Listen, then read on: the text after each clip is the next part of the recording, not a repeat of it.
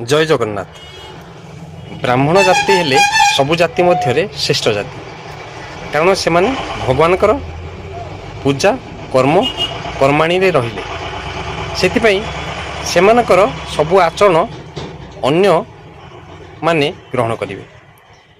जड़े ब्राह्मण किंतु अन्य तांको सांग ब्राह्मण मानकर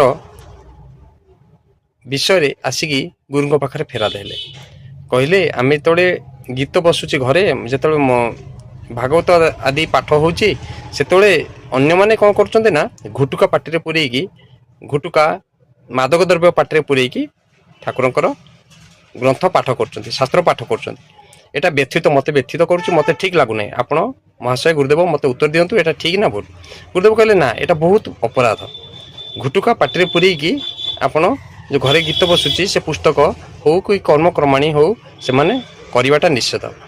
ब्राह्मण माने ब्राह्मण मानक समस्त अनुकरण करेंगे, किंतु तुम आचरण जदि खराब है लोक मैंने आपण मानक केमी अनुकरण करेंगे। से आपण आपणकर परिचय से ब्राह्मण मैंने कौन करवा उचित माने गुरुदेव भी मना कर गुटका फुटका आदि पार्टी पुरेकी शास्त्र पाठ करवा उचित नुह।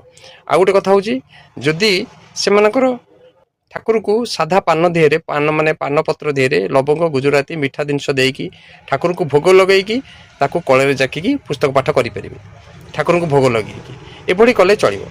किंतु